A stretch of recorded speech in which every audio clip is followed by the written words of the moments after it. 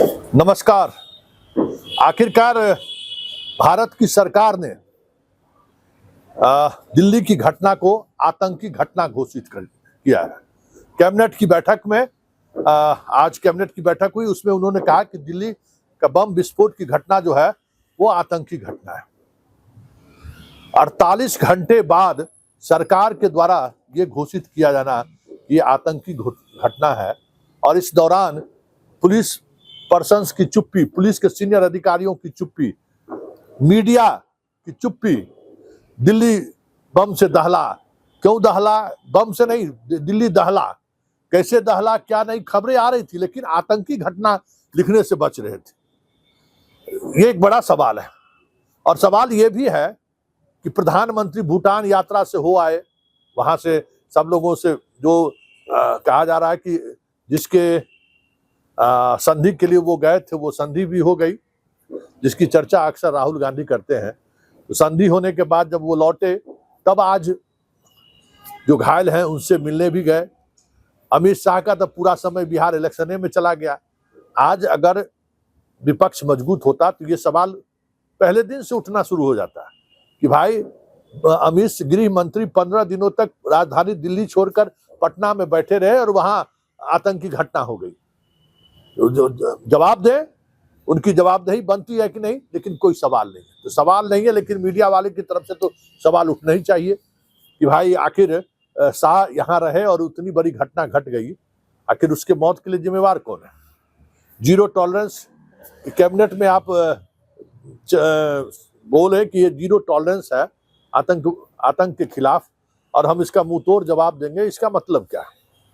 क्यों 48 घंटे तक पूरी सरकार और पूरी मिशनरी चुप रही कि भाई ये आतंकी घटना है, जबकि पुलवामा से लेके पहलगाम तक, यहाँ फरीदाबाद से लेके दिल्ली तक, गुड़गांव तक सभी जगह छापेमारी हो रही है, लोग उठाए जा रहे हैं, आतंकियों की तस्वीर जारी की जा रही है, लेकिन सरकार उसको आतंकी घटना घोषित नहीं कर रहा है। तो क्या बिहार चुनाव को लेकर केंद्र की सरकार चुप थी? बड़ा सवाल है।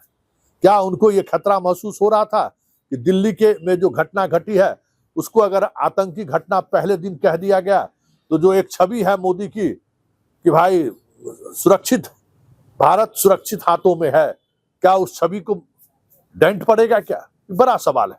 क्योंकि सारी चीजें जो चीजें अब सामने आई वो संयोग नहीं है, ये एक प्रयोग का हिस्सा लगता है कि कहीं न कहीं बिहार चुनाव पर इसका कोई प्रभाव नहीं पड़े, इस वजह से तो 48 घंटे का वक्त इसने नहीं ले लिया।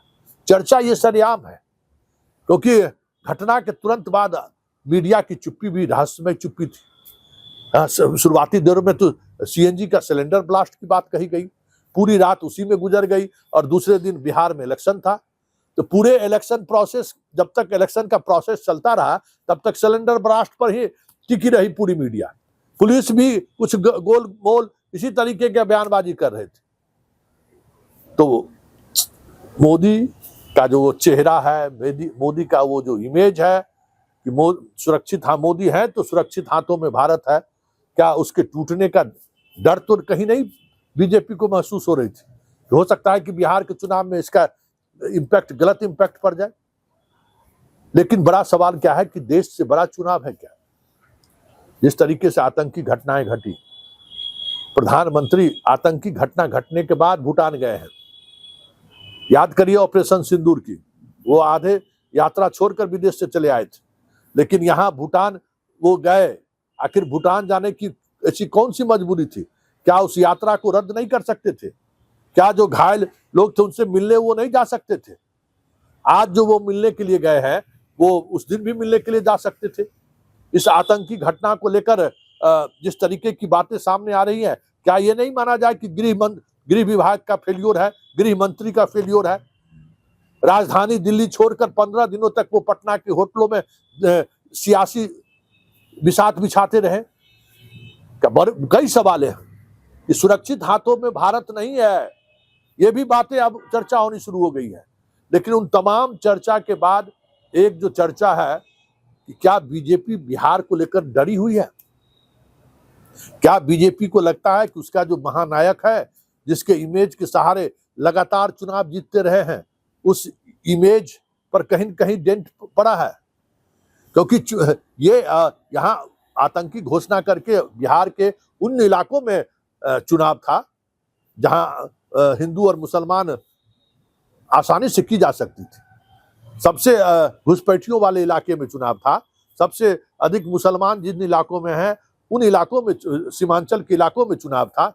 लेकिन इसके बावजूद भी इस मुद्दे पर पूरी तौर पर बीजेपी के नेता भी चुप थे, भारत की सरकार भी चुप थी। तो ऐसे में सवाल उठना लाजमी है, क्या बीजेपी को अब मोदी का जो महामानव का जो एक इमेज है, महानायक का जो इमेज है, उस इमेज के टूटने का दर्द, ये उस टूटने का डर तो नहीं समाने लगा है।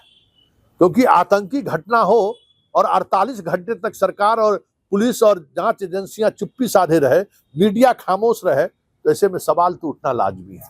और ये सवाल मोदी और शाह को पीछा नहीं छूटने वाला है। क्योंकि ऑपरेशन सिंदूर के बाद जब आए थे तो बिहार ही आए थे, और बिहार के मधुबनी से उन्होंने बड़े बड़ी बातें कही थी, और उसके बाद उस ऑपरेशन को अंजाम भी देने की बात हुई। फिर अचानक सीज फायर भी हुआ, कई तरह के सवाल खड़े हुए। आखिर आतंकी घटना के 48 घंटे बाद भारत की सरकार चुप क्यों है? क्या भारत की सरकार से ये आखिर इस पूरी घटनाक्रम को लेकर, पुलवामा वाले में तो तुरंत पाकिस्तान की बात आ गई थी सामने, क्या इस घटना को लेकर पाकिस्तान को लेकर रुख नरम क्यों है?